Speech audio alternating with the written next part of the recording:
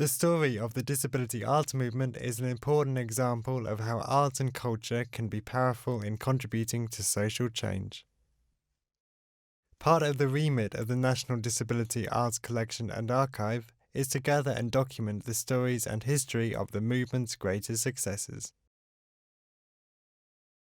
At the less obvious end of the scale, the Ndaca's audio collection is largely deposited by songwriters and musicians, whose music was the soundtrack to countless demonstrations and protest events, demanding equal rights for disabled people.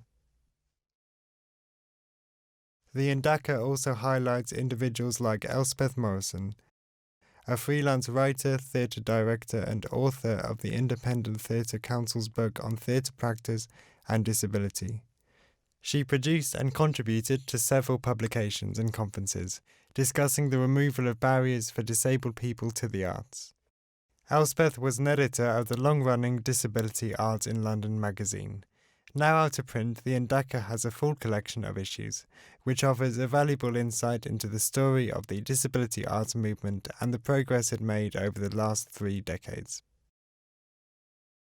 Inside the archive, you will find stories of artistic activism, like the performance piece Shaken Not Stirred by Tony Heaton, performed as part of the 1992 Block Telethon protest. A pyramid of over 1,000 collected cans was destroyed to emphasize the need for social rights rather than just charity. Another campaign documented is the campaign for accessible transport. Within the Ndaca are newspaper articles and first-hand stories, describing how disabled activists and artists block streets across the country in a protest against inaccessible buses and trains.